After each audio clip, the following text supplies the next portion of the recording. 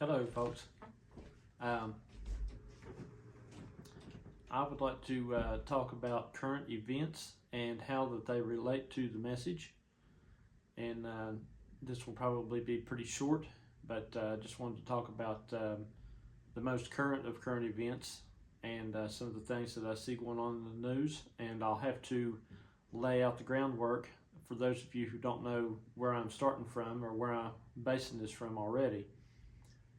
But basically, the political situation in the United States and elsewhere, world politics, American politics, everything applies directly to the ecclesiastical realm or the realm of the message, post random message world, however you want to say it.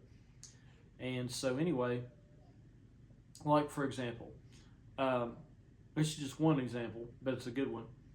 I would consider in the Branham, post-Branham world, if you want to call it that, message world, I would basically consider, this is one way of looking at it, I would basically consider the message people, for example, to be the conservative approach to the message as it stands, and I would equate the third coming and beyond to being the progressive side of the way that you look at the message. So basically, it's progressives and conservatives as how they hold the viewpoint of upon William Branham's message. Like for example, a conservative would read William Branham's message and they would take it one way, and then a progressive would take it completely a different way, but it's all the same message. So, and that's really basically kind of what you've got in politics in general, is you've got, you know, for example, the Constitution, basically, in the United States, is kind of like William Branham's message. And then you've got, you know, how do the conservatives look at that? They're all reading the Constitution, but how do they interpret it? So, you know, you've got the conservative interpretation of the Constitution, you've got the progressive or liberal interpretation of the Constitution, but it's all the Constitution. So it's all William Branham's message, basically, is where all this stems from.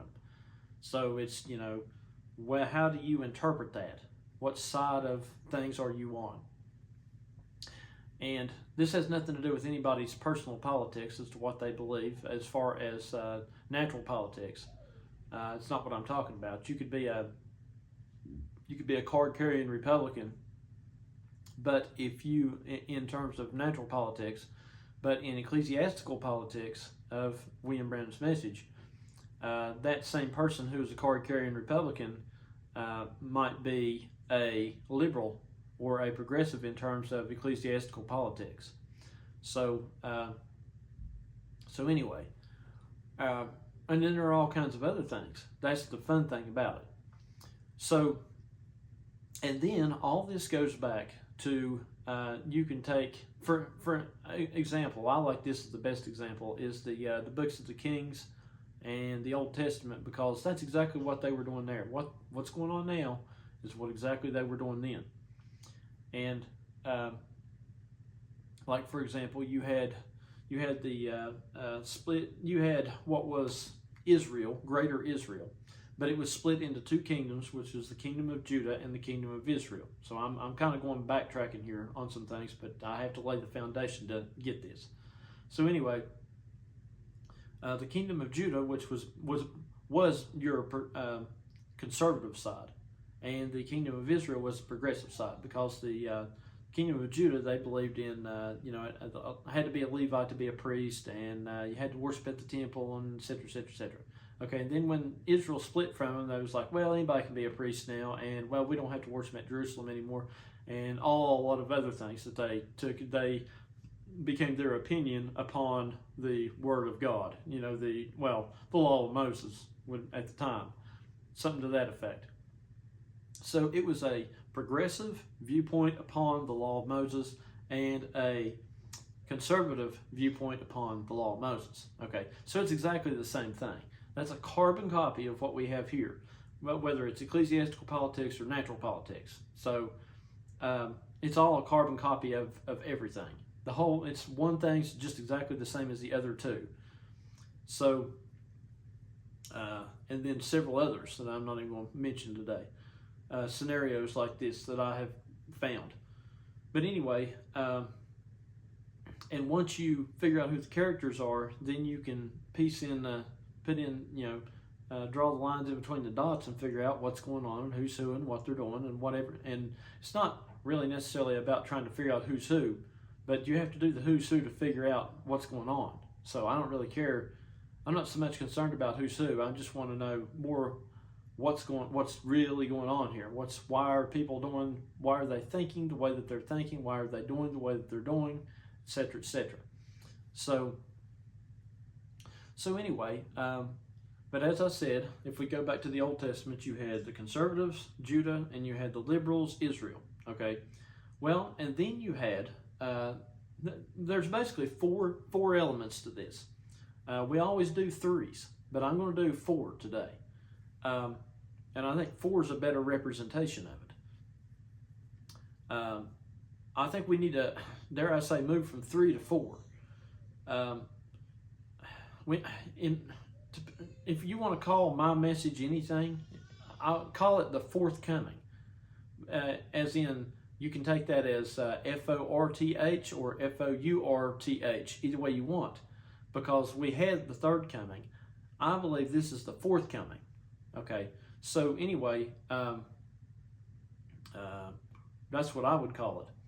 So, but anyway, okay, so here's what you had, and you could run this in William Branham days too, but here's what you had: Judah, Israel, and then you had, okay, if there's 4 elements here, who's number 3? Elijah. Okay, Elijah was the third element. Elijah was an Israelite, and who kind of dissociated from Israel. Is really the short version of it. And you could run it William Branham days. What did they have then? Baptist, conservative, Pentecostals was liberal by comparison, and then you had William Branham, which was Elijah. Okay, simple, right? 1, 2, 3. Okay. So anyway, we'll just do the 3 for right now, and then maybe I'll get to the 4th. But Judah, Israel, Elijah. Okay, Elijah was an Israelite. That meant that he was a liberal. He was a progressive. Okay, he thought like they did. Okay, so in terms of modern politics, but he dissociated from them. So in terms of modern politics, what you have is if you've been watching the news, then you would know that there has been one guy who basically dissociated, who was a career, I guess you could say, or definitely bona fide born-in family Democrat, which has been Robert F. Kennedy Jr. Okay,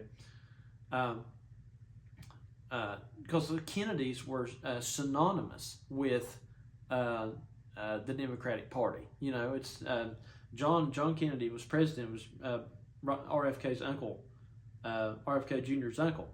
He was a Democrat president. Okay, until he got shot, and then RFK Jr.'s dad, Bobby Kennedy, ran for president in I think 1968, and they shot him too before he could ever get to be president if he would have won. And he was a Democrat. They're all Democrats. Okay, so anyway, so naturally RFK is born into that family. He's a Democrat, right? Okay, so anyway, he's a progressive. He's on the progressive side of thought process of things. Okay, but what's happened is recently is he dissociated from the Democratic Party. He kind of defected from the Democratic Party. And what he cited was, basically kind of the reasons, was that the Democrats, he wanted to run for president under the Democratic ticket, and they wouldn't let him speak.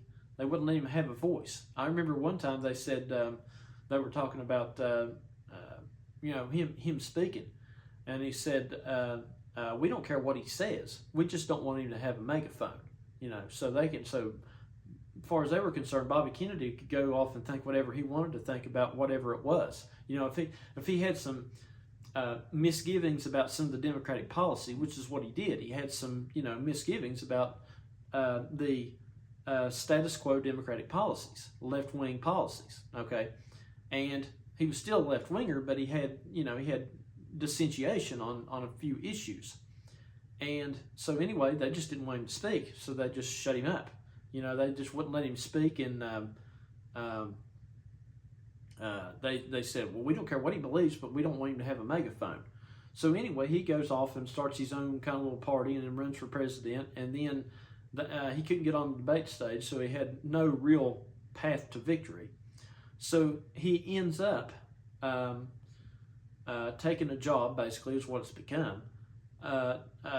What is it, health secretary? I think it's health secretary he got confirmed into. But anyway, so he defected completely from the Democrats, went to his own party, and then defected all the way over, basically, you could say, to the Republican side now. Okay? So, now he's not a Republican. He don't think like a Republican. But that's just the way that worked out. That's just, he's probably thinking in practical terms. One guy said it this way, and I think he was right.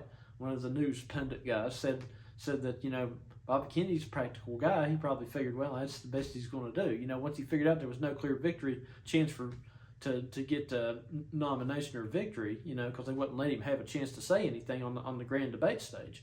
Then, hey, well, what's the next best thing? Take a job working for Trump and the guys who won. Okay, so, and not only that, Bobby Kennedy was polling at like 10% or something. They said 10 or 15%. So whenever he joined the Trump crew, then that probably, I'm not saying Trump wouldn't have won on his own, but to that, that was probably a pretty big deal as to where the votes went, the sway votes went to finish, to make it to where Trump won. Okay. So anyway,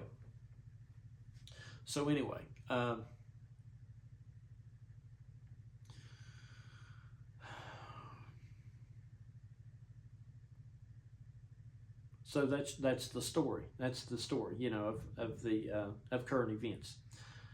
So, and then Robert Kennedy has started this idea on make America healthy again. You've heard Trump make America great again. Well, MAGA. Okay. Then Robert Kennedy has started make America healthy again. Okay. So as health secretary, what he wants to do is, and what he campaigned on, was that he wanted to build a unity party. He didn't care whenever he was running on his own platform, his own party. He didn't care about Republican, Democrat, whatever. He wanted to unify people around something that just simply made sense. And he said, if nothing else, he said, let's have a unity party on the idea that we care for our children. He said, that's something that everybody can get behind. There's no debate about that we want our children's lives to be better, So, and that kind of goes along with what he's into now with the Make America Healthy Again. Okay, it's the idea. So anyway,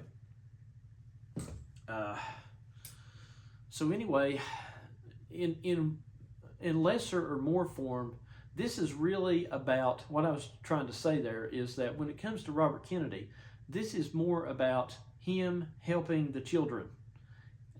That's kind of what it's about. He wants the children to be healthy because whenever he joined the Trump crew, I think he got up and he told him, he gave a speech and he said, he was talking about how I think his kids were in school or something, and he realized he had to go to the school, and he realized or something like that, and he realized how unhealthy the children were, as I recall, or some sort of unhealthy children situation. And he said he wished that he could do something about that. He said he just wished so much that he could affect, make some sort of change before his life was over to affect the health of the children. Okay, so that's what his modus operandi or whatever. That's what he's trying to do. Okay, that's theoretically. Okay, all right. Now, don't get me wrong; these people are politicians, but but anyway, that's the idea. Okay, and the idea is all that really matters here, because the idea is the typology. Okay, so it's is what it is. I could go a lot deeper than that, but that's just So this is all that's necessary to make this case. So anyway, you got Robert Kennedy trying to heal the children. Okay, and he was a liberal, basically, that dissociated from his own party, because I remember I said the liberals were Israel, and the conservatives are Judah. Okay, back in the Old Testament, and then you had Elijah, and Elijah dissociated from the liberals. Okay, so that's RFK. He dissociated from the liberals. It's just perfect how it works. Okay, he dissociated from the liberals, and ended up now he's trying to help the children. That's the idea, right? And it's a simple idea of it. Okay, so the liberals wouldn't let him speak, and so he ended up all the way on the other side. Okay, so anyway, where can I go from there? Please bear with me. And once I get it out, this is good thought. It's good typology. It's good, clean typology. It's anyway. So Robert Kennedy is he's the Elijah, is what I'm saying. He's obviously the Elijah, the modern day Elijah. Okay, and what did, and as soon as he started that, Make America Healthy Again, and it was all about he was going to try to be the health secretary, and everything changed. He wasn't going to run for president anymore, and he was going to be the health secretary, and all this and that, and he told that story about the children. It occurred to me, I thought, okay, I'd already had this guy pegged as the modern Elijah in our modern government. And not to mention the fact that I even called whenever, before Kennedy joined with the Trump side, I called RFK Jr. headquarters, and I gave them this whole big rundown of everything I'm talking about here, about how he matched exactly what I'm talking about, and took it back to ancient Israel. And I told him, I'm like, folks, I ain't no Bible basher. I'm not this has not nothing to do with, I'm just basically a historian. Hang on, I gotta sneeze. I said, folks, it's not a religious thing. I'm just a historian, and I'm just saying that I have found this parallel between Robert Kennedy and the story of Elijah. And I told him everything. I had all kinds of stuff, more than what I'm telling here. And the lady I talked to, she was, after I got done telling her, she was like, wow, you made my morning, because she was the Robert Kennedy, one of the operators on the phone, I guess, So she was writing it down as I was telling her. That's what she said anyway. I don't know if this got to RFK or not. Maybe he's read this. I don't know. But anyway, I called him one morning and told him. So who knows? But anyway, but she liked it pretty good. So I'm hoping that maybe somebody here will too. But okay. But when I heard him talking about, I had him pegged as RFK pegged as Elijah, and then he started all about trying to make the children healthy. And I said, I know what that is. So anybody knows those stories back then knows that one of the major stories that happened with Elijah was, I'm not going to have the quote here, and I'm not going to tell it exactly right, but it don't matter. But one of the major stories was that Elijah, there was I think it was the widow he had stayed with, the widow woman he'd stayed with whenever the drought was on or something, and her son had died, and Elijah comes back, and she's like, oh, my son's died. And so anyway, he goes and brings the son back to life. His child's son, brings it back to life. Okay, now, who knows how this really was. Now, to say that Elijah actually brought a boy back to life back in those days, that's like 4,000 years, 3,000 years old now? Who knows how that really even went down? I don't read this stuff. I don't even think of this stuff like I used to. Who knows how it really, but that don't matter. What matters is the story. Okay, so that's the story. That's, so in some way that must have happened. Okay, so if not directly. Okay, so anyway, if not literally, I guess I should say. So anyway, but that's the story. And I thought, oh, there it is. There's Robert Kennedy. That's the whole point. That's what he's trying to do. He's trying to heal the children, because the children are dead. They're extreme obesity, all the other things that are going on with the food crisis and the health crisis, and because the food's cheaping down to such extents or whatever, and it's this or that. Okay, they're putting stuff in food that's not healthy and this and that. It's banned in other countries, and they put it in food here. That's the story anyway. So anyway, but I was like, that's what he's doing. He's trying to fulfill that scripture, or he is fulfilling that scripture of trying to bring the children back to life, because make America healthy again. Okay, see,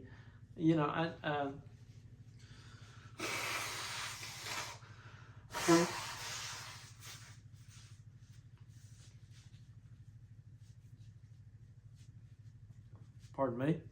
So anyway, that's a pretty easy type to make, right? Well, let me make a few other types, since I've got you thinking this far, right? Maybe I can get you to think a little bit farther with me. So anyway, okay, so I'm watching the confirmation hearings on Robert Kennedy becoming the health administrator, whatever he's, I don't know, whatever you call it, the health minister dude. Okay, so anyway, they've got him up there, and all the senators and different people asking him questions and this and that, and it's a confirmation hearing. They got to go through a confirmation process before he can become that. Okay, become whatever he's trying to be, whatever office. So anyway, I found it real interesting. And before I say this, I just want to say this much.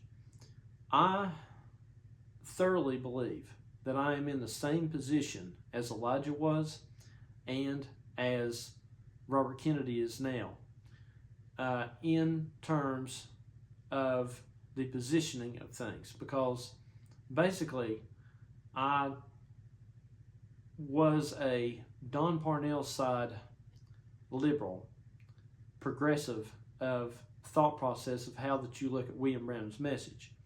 And I have defected from that, essentially. I have dissentiated from that. I have thought my own thing, so to speak. So I feel as though that I'm in the same position. I'm in the positioning of an Elijah, because, like I said, in Israel, they were the progressive side of things, the progressive thought process on the law of Moses. And what's the law of Moses now? William Branham's message. Okay, that's the law of Moses today.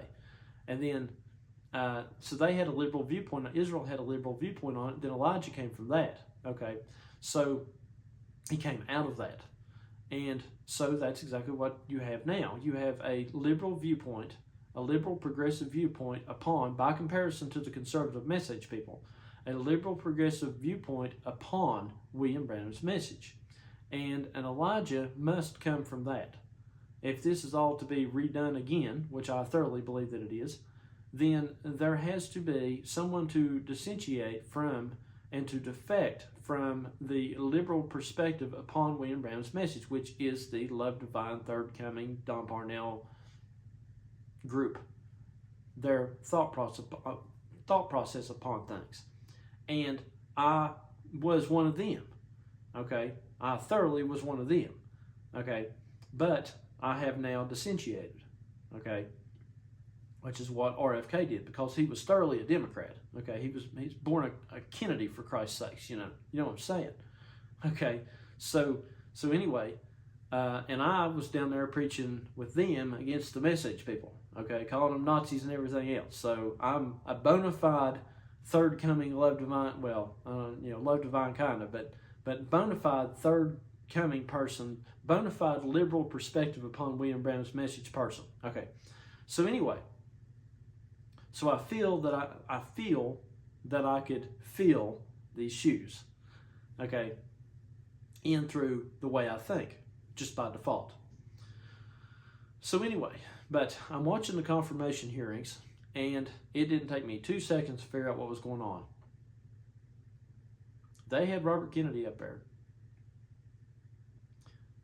And before I say what I'm getting ready to say, I want to say this. the reason that Robert Kennedy basically left the Democratic Party entirely and just gave up on him is because they wouldn't let him speak. And they said, they said, we don't care what you believe, but we're not going to let you have a megaphone. So that's basically the same situation that I was in. I don't think that they care what I believe, but they sure as heck were not going to let me say it from no pulpit or even try to put it out on some sort of a reply to a YouTube video or Facebook or anything. They just want to shut it down. Anytime that I would try to grab a megaphone and say, hey, you need to start thinking differently, shut it down, cut it off, shut it down. Because the liberals, because I was not preaching their agenda. Oh, and yes, it's an agenda too. The progressive side of the William Branham message is an agenda, just like the message side is. It's an agenda. It's a denomination. That's what it is. Okay, so anyway, they can say it's not, but that's what it is. It's an agenda. If you don't follow that agenda, if you don't follow that progressive side of things, then you're out. Okay, so anyway, and there's a little bit more to it, which I'm getting ready to tell. So anyway, they had RFK up there, and they were confirming him, and or having his confirmation hearing. And when the liberals, the Democrats, would get up to ask him questions, they would say, what the main concern was over RFK had some differences of ideas on to deal with medicine and vaccines and different things. And so anyway,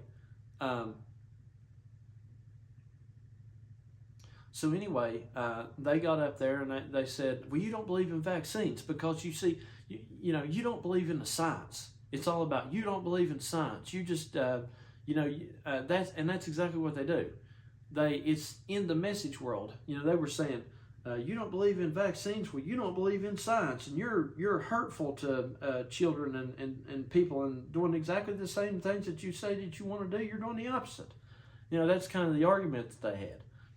And that's, you have to understand that we in the message are essentially, we're a lot of things. We're ecclesiastical politicians, we're ecclesiastical scientists, etc., etc. Because whenever you get into these viewpoints and trying to figure out what's right and what's wrong, well, you put it through, as William Branham used to say, the litmus test. Well, that's a scientific test. So we're scientists, okay? And we are trying to determine what is, if you're a good scientist, that is, and you're not bought and sold, bought and paid for by one agenda or another. But the idea of a scientist, theoretically, is to scientifically try to determine, by scientific due process, which way is right or wrong. To say, well, now this will be helpful, this will be perhaps more helpful than hurtful, or it will be entirely helpful, or whatever, to the health of the people, or the mental, the ecclesiastical, the spiritual health of the spiritual populace, of your country, okay, or the congregation, essentially the congregation of the third coming, the congregation of the Branham world, okay. So anyway, so they get up there and they're grilling him and saying, well, you don't believe in the science, you don't believe in vaccines and this and that. And RFK said, no. He said, basically, this is what he was saying. He said, what's happened is, he said, I thoroughly believe in science. What's happened, though, is that the science has not had a chance to be real science, because what they do is if somebody conducts an independent scientific research study on a medicine or a vaccine or something, then what happened was, it got turned into politics. Then it got political, because the politicians on the left that are trying to push their agenda for vaccines, and they're like, it's all perfect, it's all good, you got to do it. Basically, it's an agenda. It's become an agenda. They pushed it so hard that it's just obviously an agenda to anybody that has a half a brain. Okay, so anyway, and I'm not against vaccines. I'm like RFK. I'm not against vaccines at all. Okay, that's not the point. That's kind of the point. Just go along with it very much, but anyway, it's I'm not preaching this to get into a debate about vaccines in the natural world. Okay, we could have that debate, but anyway, I'd say my opinion is probably pretty close to RFK's. But, well, that's a whole nother, I don't want to get there. It's a whole nother ball of wax. Anyway, that's not conducive to what we're trying to do here. But, so what I'm saying is that the science, RFK gets up and he says, no, he says, I'm for science, but what's happened is that the science, when an independent study upon some of these things that you're pushing is, comes out, it either determines that there's no real effect, no good health effect one way or to the other, or that it's actually ill effective, or if the independent science study reviews some of them, the ones that determined that the things that the left was pushing was not necessarily going to be good or even be bad, then they just swept that under the rug. They just said, oh, well, we just don't publish that, Only publish the ones that support our viewpoint. And those are the only scientific studies that got put out. It was because they have an agenda and they only want those put out. They have the power to allow the scientific studies. They have the power to shut down the ones that don't make their case and only allow the ones that make their case. Okay? And Robert Kennedy's just saying it's just it should be independent. It's like if it makes your case, then good. If it makes the case of the left wing, then that's good. It's fine. But it don't matter whether it's good or bad or which. If it makes the case to the right wing, it's good. Okay, it's an independent scientific review. It don't matter whose case it makes. It don't matter whose agenda that it makes. It's supposed to be put out and allowed to be spoken. And no matter what the scientific review was, regardless of whose agenda that it might benefit, okay? He was saying it's an independent review. They should all be allowed to have equal footing. That way we could get a better idea on whether, what might be side effects that have been hidden on certain things or of these types of medicines or drugs or whatever, or vaccines or whatever you see, okay? So then it occurred to me that that's what's going on in the message too. They grilled him hard over that stuff. Tried to make him out to be like he wasn't scientific, because if they can get people to think, well, he's not scientific, then the liberals can't stand that, because they're all pushing science, Okay. And and the conservatives are not necessarily not pushing science, but anyway, the liberals, they got a scientific agenda with, that's their agenda is science, essentially. It's kind of that's what makes their agenda, is in a sense, perhaps more is the best way I can put it. But anyway, so it occurred to me that's exactly what's going on in the message, with them not allowing independent scientific reviews, regardless of which way that they go for the agenda of which side. In the message, it's been exactly the same way. The liberals in the message, the progressives in the message, have done the same thing, because I, for one, and I don't know, perhaps several others out here, but I can speak for myself, I have for the longest time tried to conduct independent reviews, and I have been an independent scientist, basically. But I have an independent ecclesiastical scientist in this regard, but I have tried to conduct more independent, or completely, if possible, independent reviews upon whether these things that they have been trying to push to us for so long now in the love divine world, in the third coming world, the third coming side of things, are actually scientifically, ecclesiastically beneficial to our spiritual welfare. Okay, and if you and over the years, anytime, here's how it's went. I, at several times, have conducted independent ecclesiastical scientific reviews of the message as it stands, and when any time that it made the case of the progressives, the love divine people, any time that it made their case, they took it. Anytime. They didn't care. They didn't care if it came from me or who it came from. It was making their case. Okay? But anytime I ever conducted a review on the situation at hand and found it to be that it was perhaps indifferent, for example, that the scientific, spiritual scientific review that I was conducting upon their agenda in the message was perhaps indifferent. It had an indifferent conclusion. It came to a conclusion that was neither for nor against the vaccine that these guys are pushing.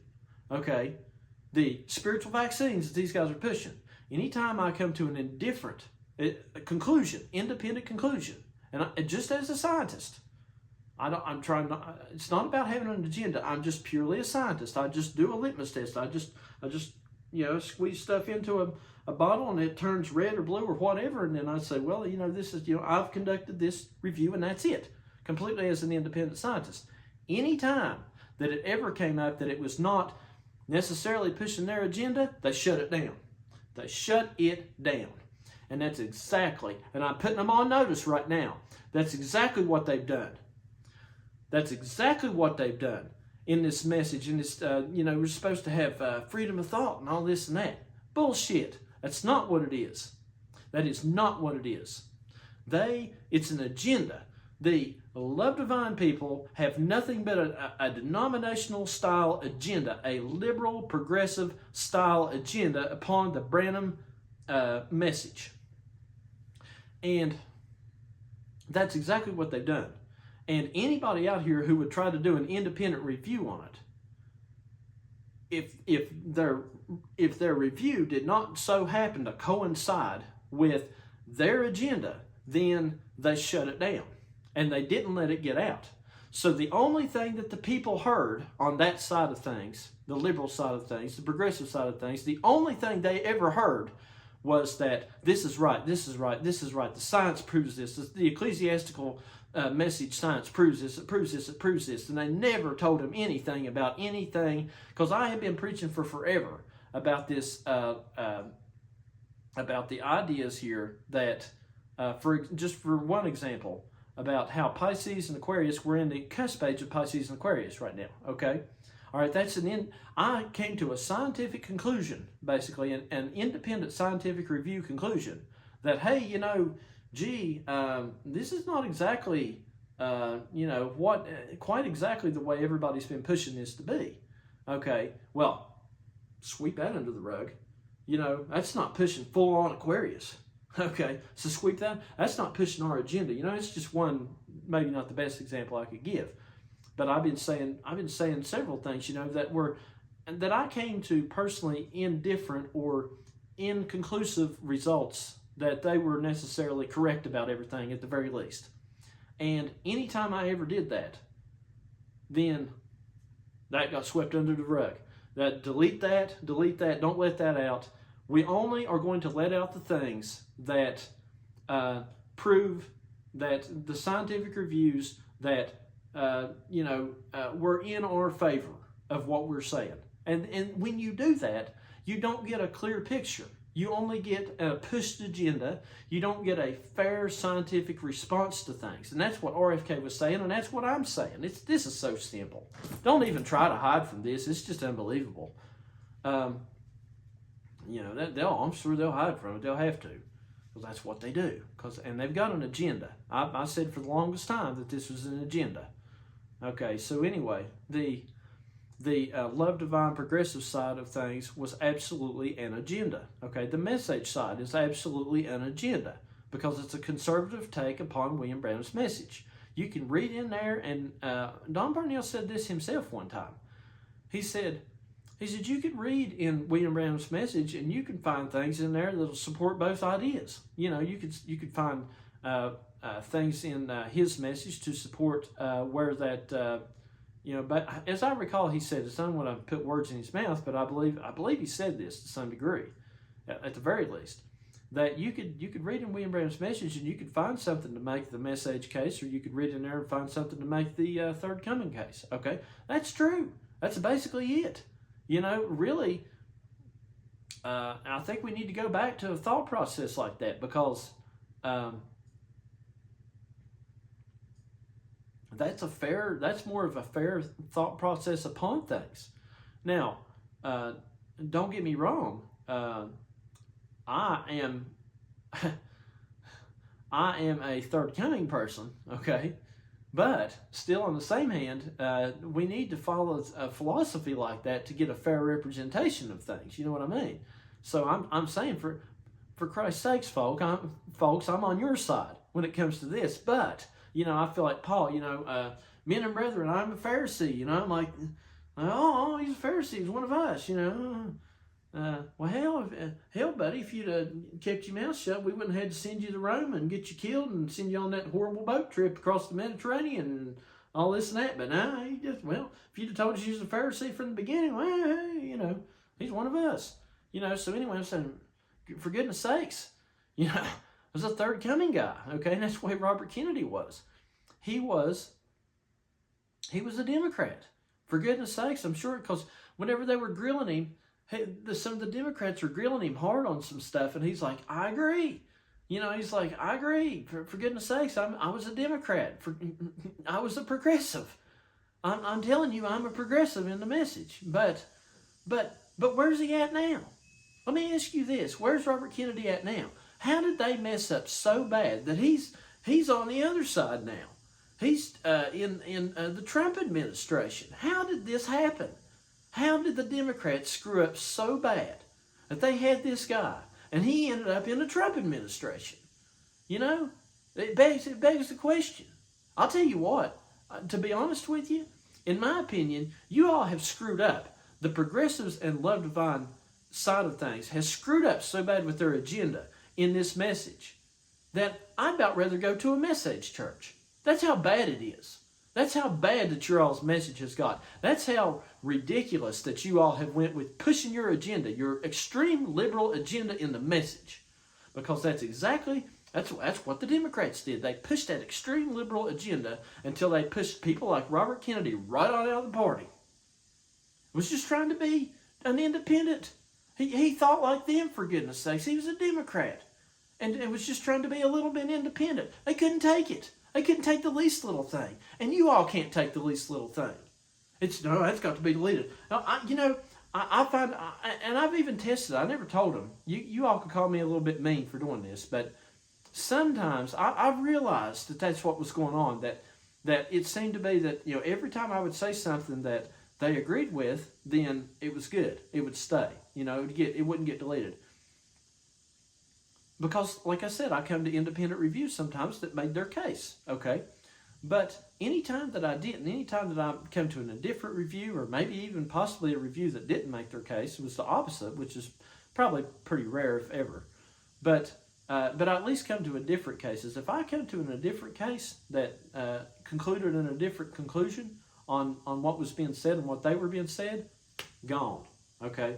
So what I would do was, sometimes I decided to test it. And I would just put things out just to see, just to make sure that I was right about that. And just see how long it would last. It was all things that I really thought were true. I never said anything that I didn't think was true. But I would put things out just to see, because I knew, I was like, okay, well, this is a little bit indifferent. This is really indifferent. This might a little bit make their case. This might not make their case at all. And it was just straight down the line every time. If it didn't make their case, gone. If it was in a place where people were going to see it and it wasn't going to make their case, gone. Okay, that's an agenda. See, there are red flags when you deal with situations, systems. Once you understand these things, then you know the red flags. You know the red flags. It used to be the red flags of a denomination, because they had, what were the red flags? Well, they had made a creed. You had to have a fellowship card, blah, blah, blah, blah, blah. Okay? It's the same thing today in modern form. You got to have, to be in the love divine third coming side of things, then you got to carry a card. You got to say, well, this brother, I heard him, this brother's one of us. He's preaching the same thing as one of us. And so there's your card. And then you got to go by the creed. The creed is that you look at everything from this lens. You know, this is the creed of our church, and you got to look at everything from this list. If you don't, you're out. Okay, we're going to take your fellowship card and you're out. Okay, it's denomination, and that's the exact way that it is now in the Love Divine. You can't do anything there. You can't say anything there if it's not by their creed, by their hyper Aquarius creed of things. If you want to call it that, their hyper liberal, progressive, futuristic creed of things. If you can't say it in that, then you're out. Your fellowship card's out. Well, my fellowship card is burned up. I'm out. Okay. And not only that, like I said, with RFK, they done him so dirty, basically, that he ended up in the Trump administration. And to be honest with you, that's about what I consider doing sometimes, is just going on back to the Message Church. You know, because this is so ridiculous. You all are so ridiculous now. Y'all are so extreme. Okay, but the problem is that the other side is a bunch of denomination too. But that's, I might, like I said, RFK he don't agree with them either, but he ended up in the administration nonetheless. So, so all I can say is, well, make the message healthy again, right? That's another thing I wanted to say. By saying all this, my goal is the same as RFK's. He wanted to make the children healthy. Elijah had to heal the children. Okay, he healed the child. Okay, RFK wants to heal the children. He wants to make the children healthy again. And that's exactly what I want to do. I want the children of this message that have not already had their hearts seared with iron, or whatever you want to say, or they're set in their ways, because that's what's happened to these people. They've become set in their love divine ways. They become set in their message ways, or whatever. They become set in their love divine ways. And they're not children anymore. They're not capable of thinking like children anymore. And the children, not only that, the children, because they have run the show, they're essentially killing the children, because they're the ones come up with all these things, whether it's food or medicines or vaccines or whatever, that may or may not be good. Like I said, I'm not anti-vaccine. Like, they kept trying to get RFK to be like, he's anti-vaccine. And he's like, no, basically, I'm good vaccine, if you can prove by the science. Okay, but I'm not agendized vaccine. Okay, that's what he was trying to say, as far as I can tell. So anyway, that's what I'm trying to say, is that I'm not against the love divine vaccines. I'm not against any of this, if we can prove that it's true. But so many times, and it's proven by the dishealth in the natural American child out here is so unhealthy due to what all the things that the left has pushed over the years. The progressive agenda has pushed upon them. They're obviously unhealthy. Okay, they're practically dead. Okay, they're dying. Okay, and that's the way it is in the message. Is that the old liberals have pushed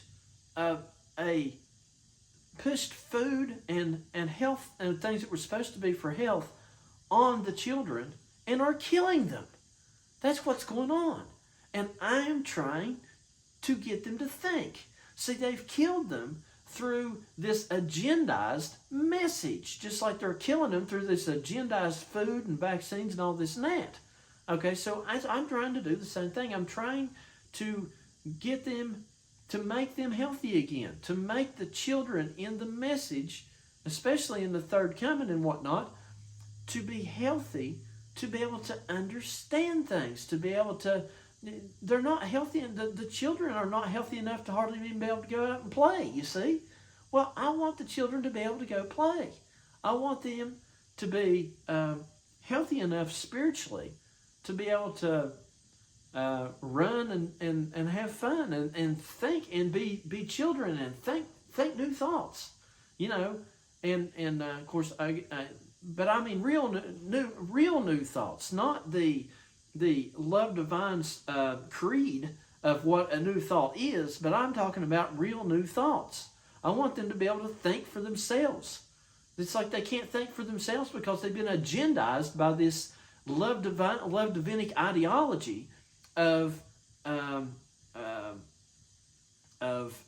the the creed of progressivism, of the lens of this creedized progressivism in which you have to view everything. And that's not it. Okay? So anyway, some other things that were said in there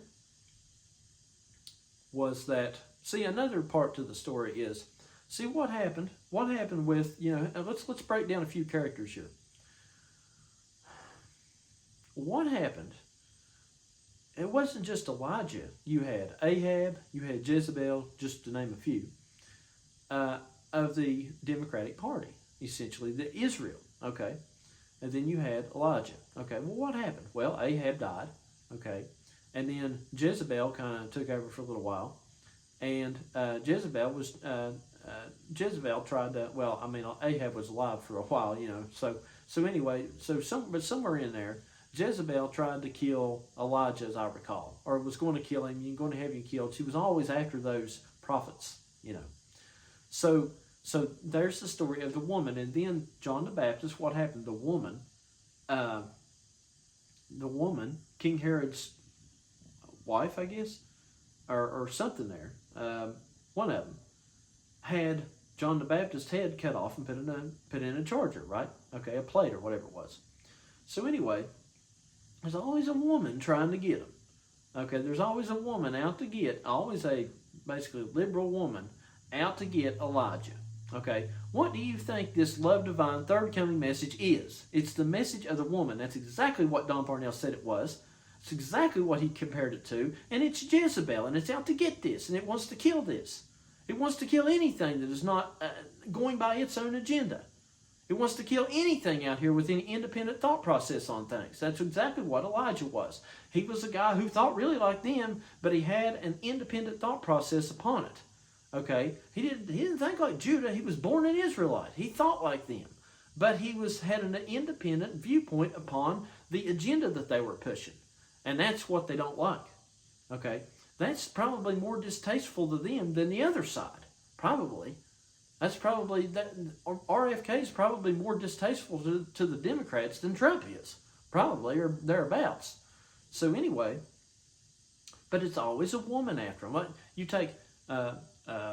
William Branham. William Branham was John the Baptist. Okay? You had Baptist Pentecostals, was the Judah Israel, conservatives, progressives. Okay, and then he's Elijah. Okay, so who's the woman that's after him? The church.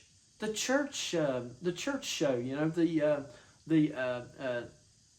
universal church was after him. The woman. That's what he always compared it to. It was always the woman.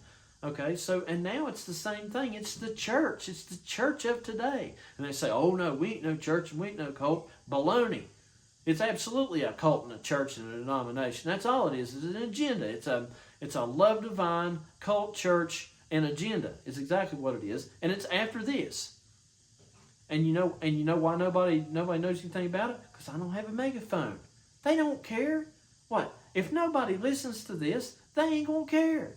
Because why bother with Brother Cook down here? He ain't got a megaphone. As long as I ain't got a megaphone, they don't care. So, who's going to hear me? They're like, oh, well, if that's what you think, go ahead, good. That's fine. We don't care. You ain't not even affecting us, So as long as I don't have no megaphone, they ain't going to care.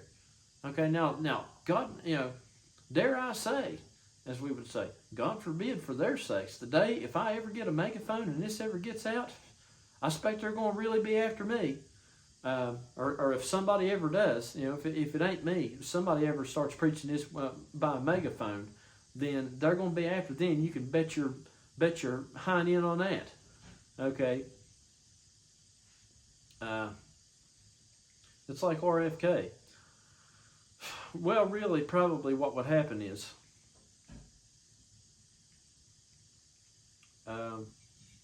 that's probably not likely to happen because RFK, he got a megaphone, but he kind of didn't because he didn't get to really run for president, so that was kind of not the megaphone he was aiming for. But he did get to be, so far, he got confirmed as the health secretary or whatever it is.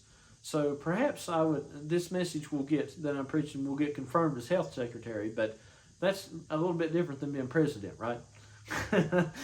so anyway, maybe the megaphone doesn't quite, who knows how that'll go. Now, that's speculation. Speculation for the future. Because, Elijah never got to be king of Israel or Judah, right? So, and I think it makes sense because, he didn't, he was not king of Israel or Judah. He was Elijah. He was health secretary. He was spiritual health secretary. He was healing the children. You see what I mean? So,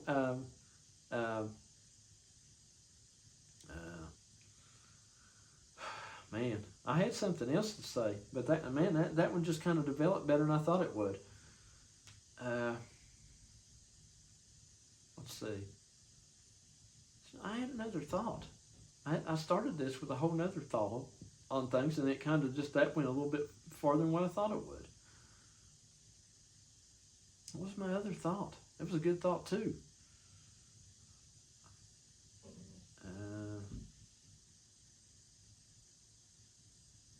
Yeah, so they grilled him. Okay, so and it was. I didn't watch it, but my mom watched it and told me about. I believe it was Jacqueline Kennedy. I believe. Oh yeah, I know what my other thought. I didn't get to the fourth part. Remember, I said there was 3 and there's 4. Okay, all right. Let me see if I can remember these 2 things. Okay, so I guess it was some of RFK's family. I believe Jacqueline Kennedy. Don't quote me on that. Got up there and just completely grilled RFK. Well, that's the woman. That's the Democrat woman, his own family up there grilling him to death. Okay, that's a form of Jezebel after Elijah right there. It's going on all right in front of us.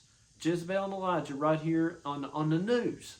Can you imagine? You turn on, if you could really see what's going on, and you turn on your flipping channels on your TV, and there's Fox News, and you flip it over to MSNBC and CNN. You keep going through them, and what do you see? I bet people would be amazed to know that, hell, it's the Old Testament. We're watching the Old Testament on here. We're literally watching the Old Testament in modern form on a TV. That's amazing to me. I remember, I know y'all are going to think I'm weird for this one, but I remember when King Charles the Third, recently got coronated. Okay, I got up at like 4:30 or 5 o'clock in the morning to watch the coronation of King Charles. Okay, I know nobody else would. Who as an American gets up at 4:30 to watch the coronation of King Charles? I don't know, but that's me. Okay, so anyway, and I'm glad I did too, because that was one heck of a show. But anyway, so I get up and watch the coronation of King Charles. Okay, and it's all Anglican Church, whatever, Catholic Church or whatever. Okay, but that doesn't take away from it. That's. I wouldn't even say it doesn't take away from it. It's just it made it. Really, it made it what it was. Okay, so but anyway, but as they were doing the coronation, they had all the Catholic ceremony or whatever it was, or the Anglican ceremony. I guess it was Anglican ceremony, but it's very close to Catholicism. So anyway, but they're doing all this at ceremony. It's just hell, where they were having the church, it almost puts you in the mind of like an ancient castle of sorts. The whole thing. And somebody, even one of the announcers, there they go riding out in the carriage, and riding out into the carriage to Buckingham Palace after he's been coronated, put the crown on him, and the announcers that were doing the announcing, they said, "Man, this just looked like it was straight out of the Old Testament." And I thought, that's exactly what I thought.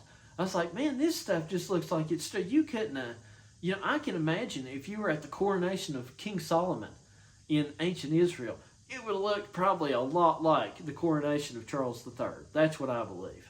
Okay, so anyway, what I'm saying is that if you know what's going on here, you can just turn on the TV and you can watch the Old Testament.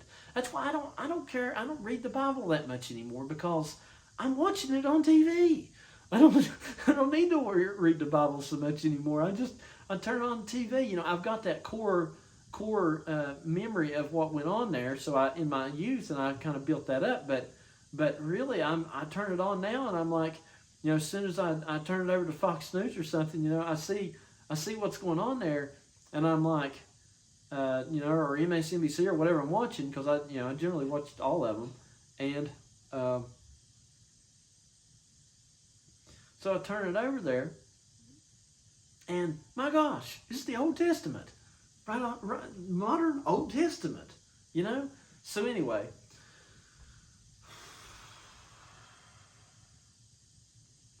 And I'll get into the fourth element, and this will be the end of it. But Jehovah, Jehovah, in a nutshell, I kind of consider the Old Testament to basically have been this.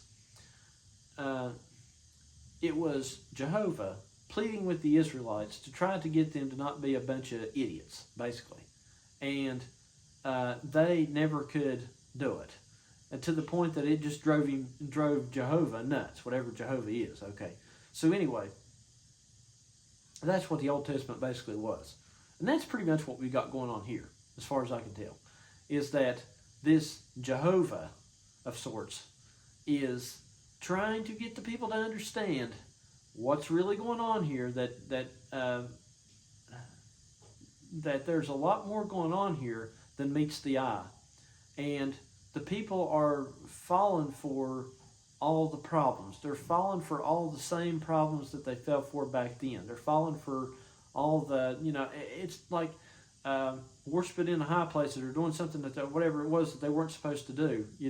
They're doing that right now and they don't even know it. These Americans out here are doing this stuff right now and they don't even know it. By being taken in by some sort of government policy, or, well, I don't want to say government policy, but a political party's agenda, they're worshiping in high places. They're doing the things that they shouldn't be doing. And Jehovah is trying to tell them, it's the same thing going on now. Like I said, it's the Old Testament on TV. Well, it's the same thing going on again. Okay, so anyway, so here's the fourth element.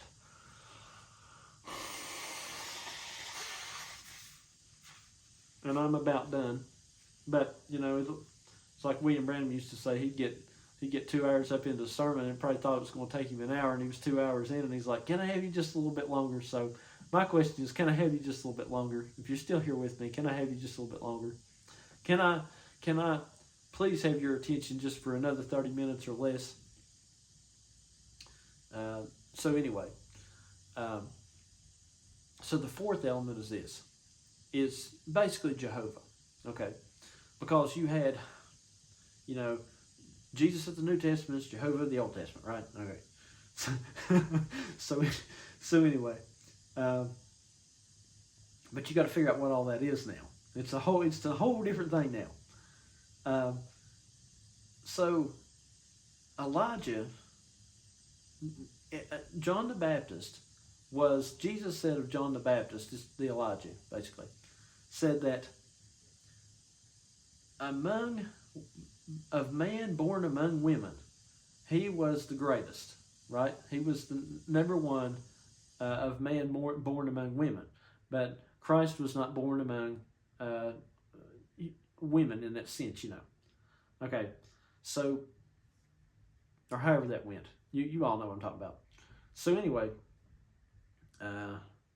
so there's a level you go, like I said, Baptist, Pentecostal, William Branham, and then we all know as third coming people that it went into the third coming, or essentially the Christ aspect of things. Well, that was the fourth thing, okay? Elijah was only the third thing. He was the one that was in between the two, essentially. We all say, well, it's William Branham. Of course, he was in between. He was neither Baptist or Pentecostal, right? Okay, so he was in between the two. And then we'd say, well, the love divine was not in between. It was in between all these other ideas of the message at the time, and it was kind of the same type of thing, which would be true. Okay, well, you know what? Actually, that might not be the best example, really. The third coming might have been more the Christ, and it was not necessarily that. I think both of those are true at the same time, because Jesus himself was kind of in between Pharisees and Sadducees. But I don't know if that was so much his aspect of it as was John's. so anyway, uh, so the fourth element is the Christ. Okay, you had so what I'm saying is you had Judah, Israel, Elijah, and then Jehovah. Jehovah was the fourth element. Okay, you had Pharisees, Sadducees, John the Baptist, and then Jesus. Okay, you had Baptists, Pentecostals, William Branham, and then Christ returned, the third coming. Okay, etc., etc., etc. Okay, so the John and the Jesus kind of blend together, really, because William Branham's ministry was basically, this is a good example of how things more modernly, because it would be easier to compare things to more modern things than really older things, because these are more like the days that we're in. Because, like, for example, it's easier to compare a car now to a car in the 1960s as opposed to a Roman chariot, right? So you would compare, it's a little easier to compare our message to William Branham's than perhaps John the Baptist or Elijah's. But they still all are the same thing. Y'all got what I'm saying. So anyway, but it's a little easier to compare. So I think rather than maybe there was more of a separation between John and Jesus and Elijah and Jehovah, those thought processes, or what they were, now perhaps it's a little more blended together in a sense, but not really. And we know that William Branham led into the Jesus aspect. He was, baptized on the river as such and such forerun such and such. Your message shall forerun the coming of Christ. So he's John the Baptist. Oh, it's John the Baptist forerun the first coming of Christ. Your message shall forerun the second coming of Christ. Okay, so he's John the Baptist. Okay, so anyway. But his message blended in like seamlessly into Jesus. And John really blended seamlessly into Jesus, if you think about it. And so anyway, but like that's the thing that's really the message people can't get is that contained within the end of William Branham's message, I'm just this Third Coming 101, but said in a different way, that they were incapable of figuring out that it had blended from John the Baptist into Jesus. They don't think it did. Okay, they just think they just see the John the Baptist element of it, and that's it. But it blended from John into Jesus all through William Branham's ministry up until the time he died, and then that was the third coming had already been preached. The second coming was over, etc., etc. Okay, so what I'm saying is that the fourth element blends with the third. The third blends into the fourth. Elijah blended in to Jehovah. He blended in, he got in that fiery chariot, and he blended right in with Jehovah, right? Okay? So John's message blended right into Jesus's, okay? But there on the same hand, Jehovah and Jesus and the third coming, all of those got to rake they got to rake the John the Baptist over the coals in a way, because the third coming message, when we used to preach the third coming message, we was basically raking the John the Baptist message over the coals hardcore. I'm talking, as hard as RFK got grilled by the Democrats, for example. Okay, so anyway, where I'm at now basically is that I am blending from 3 to 4, and I feel as though that this John the Baptist element is blending in with the Christ element, and because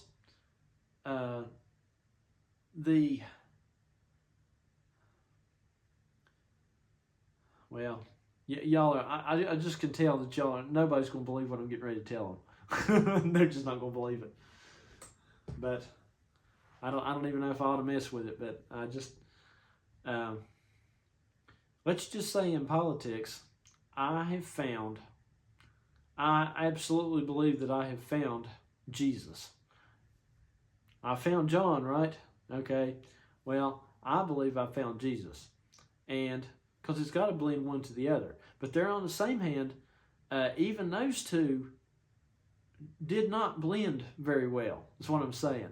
Because what we have said in the days we was preaching the third coming, we would have said, of all the denominational churches, the Branham churches are the best of all of them. But it's still a mess, because it was the mess age, right? Okay, so that was the same thing probably as Jesus and them was saying, you know, of all born among women, and what was born among women, born among the churches, see? Okay, of all men born among women, you know, John the Baptist, born of a woman, then he was the best, but he was still John the Baptist.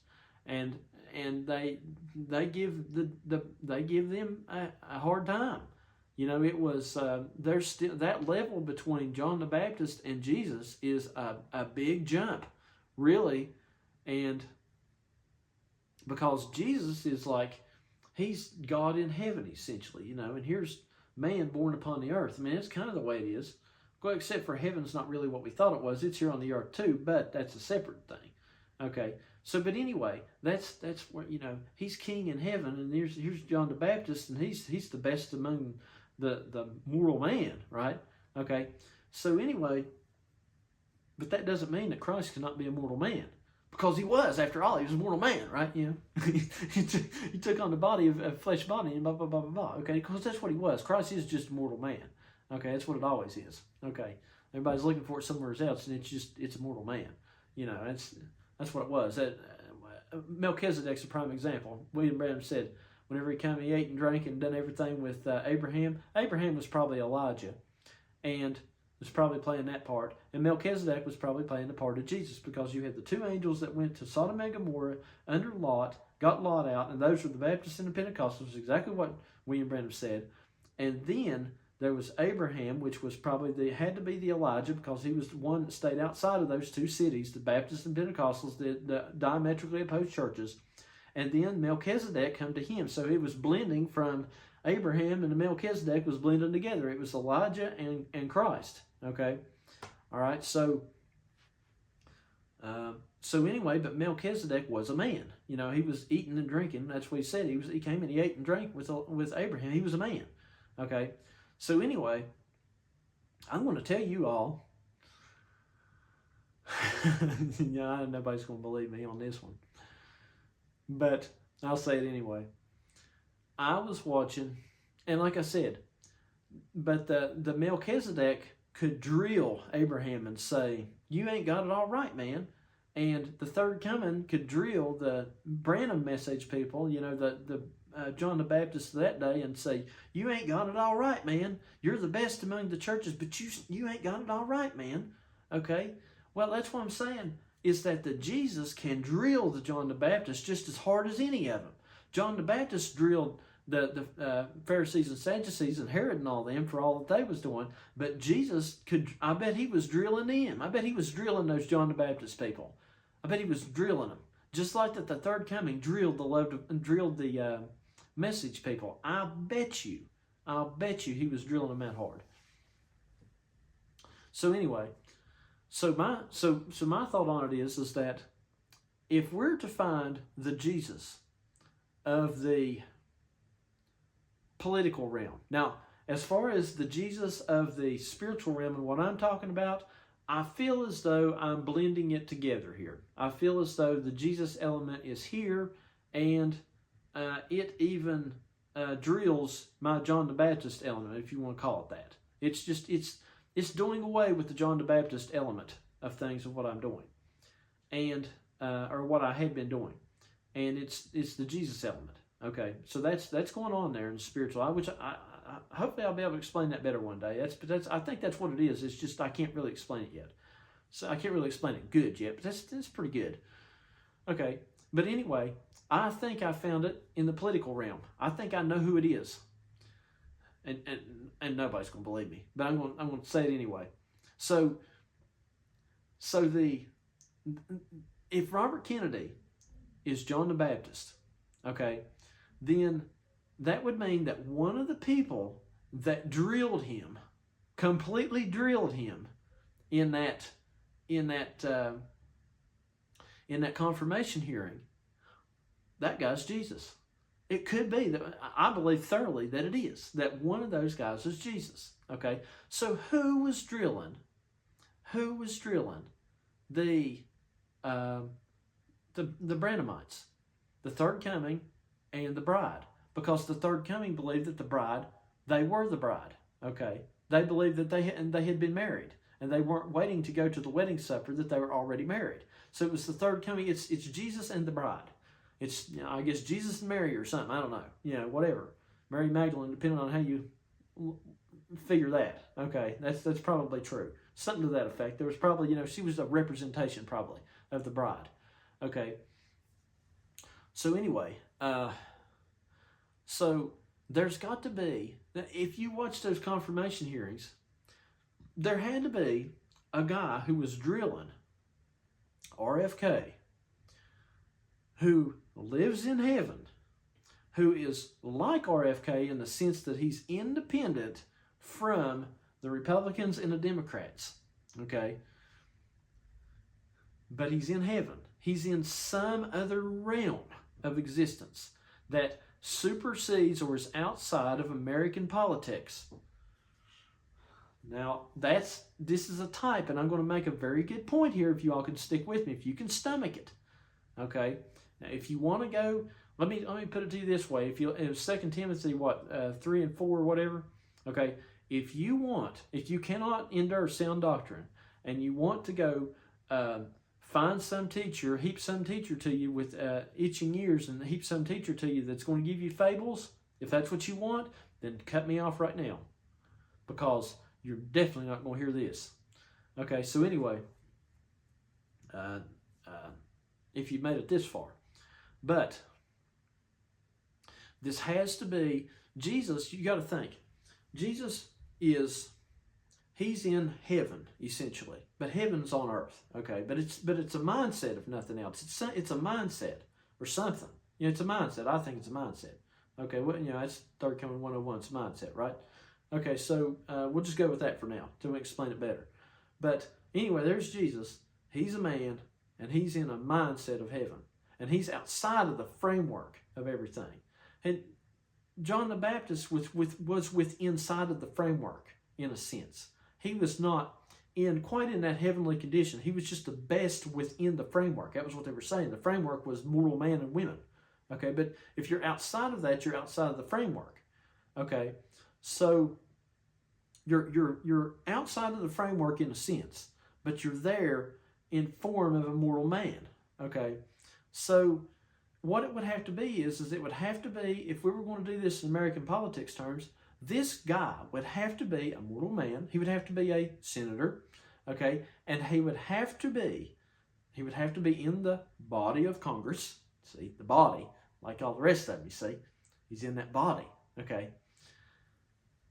But his mindset, and he has to be an independent, because Jesus and John were both independents, because John didn't go for the Pharisees and Sadducees and Herod and all that. Jesus didn't go for all that either, so he was independent, but that was not exactly what his, like I said, what his main theme was. His main theme was, I'm here, I've finally come, essentially. But this guy has got to be an independent. He cannot be within the framework, basically, of Democrats and Republicans. He's got to be an independent, and his mindset has to be essentially outside of the framework of the American mind, the status quo American political mindset. Okay?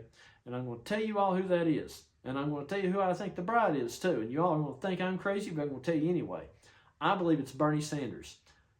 Y'all think I'm crazy or not? Bernie Sanders gets up there and grills the hell out of RFK. Right there sitting beside of him is Elizabeth Warren.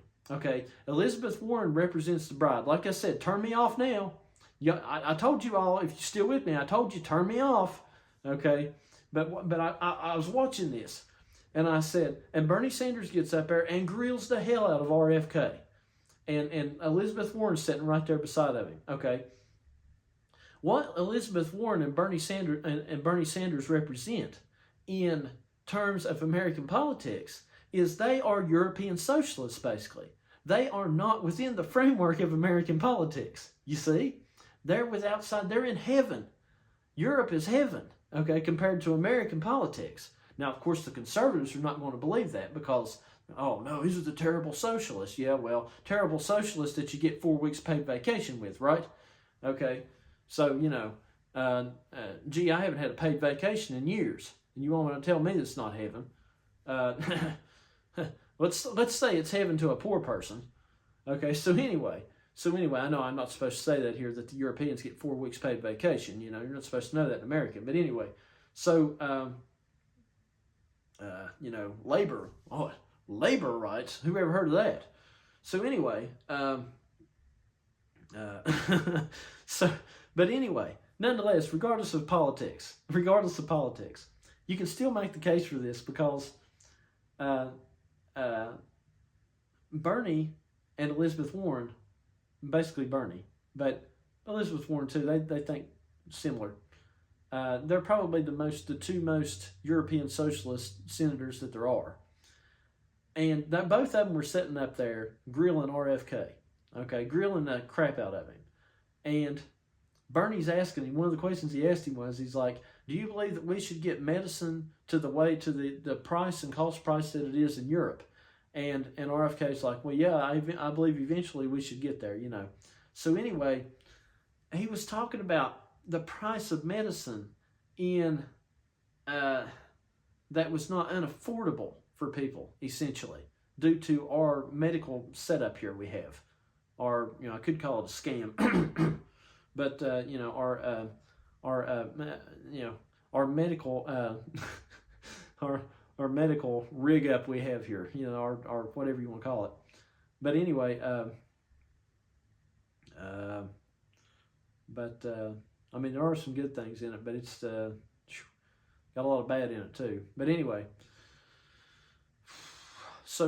but Bernie is outside of the framework. He thinks like a European socialist. He don't think like an American. And he's grilling RFK. RFK is the greatest, born amongst American thinkers who think like an American, thinkers who think like in terms of libertarianism and things like that. Then RFK is the greatest of all of them. Okay, but you've got to go outside of the framework of thinking like an American to get into heaven, and there is a personage there. Because what they always say about Bernie Sanders is that Bernie Sanders has had the same message. He's had the same message to say as going way back. You could take him back to like the 80s. That people had done this, and I thought it was rather funny. And then it occurred to me what was going on. But you could take Bernie Sanders from 1980 and see what he was saying there, and then bring him over here, and he'd be saying exactly the same thing. And I thought, yep, Jesus Christ the same yesterday, today, and forever. They all talk about how consistent Bernie Sanders is. He said, you don't find consistency in a politician, you see.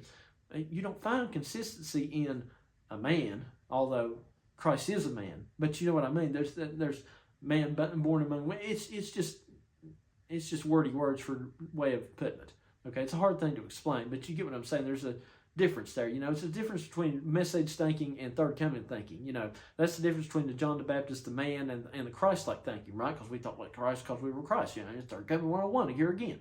Okay, so anyway, but I'm just saying all this to help somebody to understand how all this works, because I didn't come out here to say Bernie Sanders is the political Christ. Okay, that's not, that's cool and all. Don't get me wrong, I think it's great, but because I was a Bernie supporter from way back, but I've been a European socialist, which probably makes sense from way back, and that's probably why I think that way.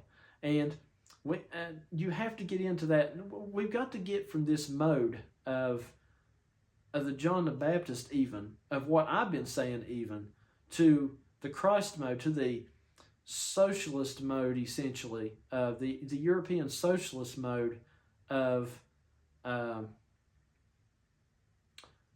way of thinking. I personally believe I'm already there, and though I'm going to have to discover how I'm there.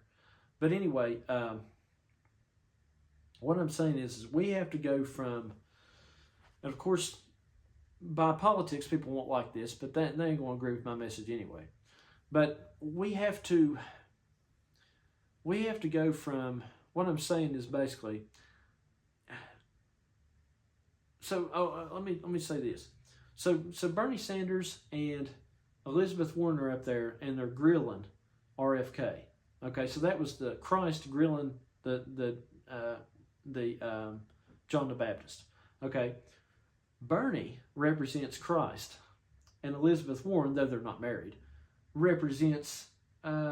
She represented the bride aspect of it, the woman, the two socialists. Okay, so anyway, they are outside of American politics. They think like Europeans, but they're wearing the suit of an American politician, you see. So they have stepped down from the realm, you might say, of heaven, which is European socialism, and they are in the suit of an American senator. They have put on mortal flesh. You see, that's what Christ does. It's the whole point. And that's what we've got to do. That's what the fourth coming of Christ is that we have to, man, this is going to be some thinking here. Man, we have to put on, you have to think outside. You have to think at a higher level than these concepts that I have been pushing of how that, it was one thing, what I'm saying is it's one thing to recognize that it's one thing to recognize that the message people and the love divine people are Pharisees and Sadducees, if you can go that far. Or to recognize that they're Baptists and Pentecostals. Okay, to go that far. That's one thing to be able to go that far. And I don't even, very few I suppose really even think like that. Here I am out here trying to preach the fourth thing and nobody believes the third thing. I guess that's pretty much what John the Baptist was going through, right? And Jesus, here comes Jesus along, and heck, hardly nobody even probably believed John the Baptist, in terms of the ancient world. 1% believed John the Baptist, and then here comes Jesus. Well, who the heck's going to believe him? That's about the way it's like. How many Branhamites are there out here really in the world? And then here comes the third coming. You're talking about a minute group of people that's going to get that. You know what I'm saying? And that's what I'm saying here. Here I am preach the third thing. Now I'm trying to preach the fourth, and nobody even believes the third. Okay, so anyway, but you've got to go beyond, theoretically, to be the fourth coming, to be the Christ equivalent here of this day. You've got to go beyond. You've got to be able to go beyond the concepts of what I've been saying, of that the message people are Baptists and the love divine people are Pentecostals. You've got to even go beyond that. You've got to be in some other complete realm and put yourself back into mortal flesh that can, you've got to be thinking so far out there that at such a, dare I say, a high level that you're putting yourself back into flesh to deal with even people of the, that believe the third thing. So anyway, but that's how it works, basically. Socialism is, the socialists basically laugh at the Americans because they laugh at the idea that the corporate welfare state and all this stuff that we got going on. The average European laughs at the average American because they realize we don't have any paid vacations. We don't have worker rights. In Europe they got like you got to work by contract. They can't just lay you off. You got uh, a high minimum wage, socialized health care, and not all this crazy BS we got. They got all these things. They just laugh at the Americans. People in Germany are laughing at you right now. Okay, so so they're in heaven compared to what we got here, and and it's proverbial though. It's not heaven. It's Germany. It's a country. It's Scandinavia. It's Norway and Sweden. It's not. It's not really heaven. And heaven never really was heaven. Like we thought it was. So that's just another example. But anyway, see, they're laughing at you, and that's where you've got to. But you've got to be. You've got to be in a condition that, dare I say, you laugh at all this. You laugh at all this and realize it's just such a high level of thought that you just laugh at all this. You just look at all these. You look at these Democrats and Republicans. You look at these love divine and message people, and you just laugh at them. They're just laughable. I hate to say it, but they're laughable. But I'm not saying I laugh at them to make fun of them. I just laugh at their ignorance. And I would prefer to help them. It's like, see, Bernie, if you watch Bernie right now, he's talking about the oligarchy forming. The oligarchy of the technocrats and all this and that forming. And that's what you got going on here. It's a time of transition. So anyway, that's what we've got now. Is we've got the aspect of it is to recognize that it's turning into an oligarchy. It's turning into the message as it stands is turning into an oligarchy, an authoritarian oligarchy, the whole thing.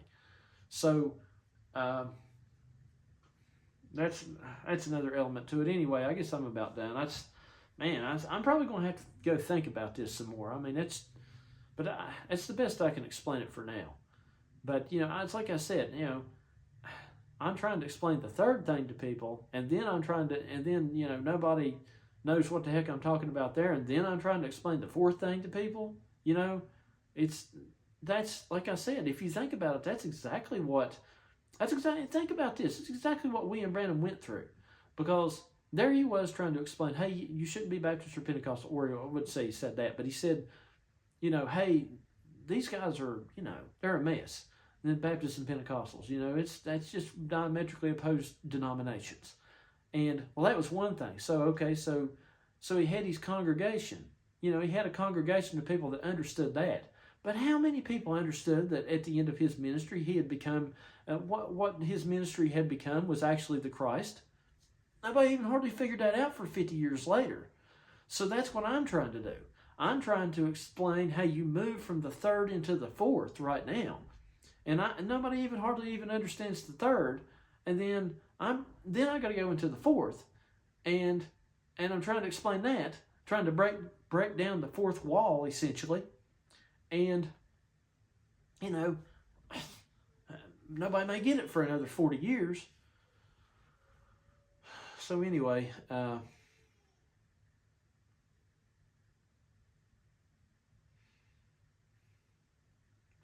I guess that's about it. That's a lot to think about. I'm gonna have to go do some thinking myself. See you later.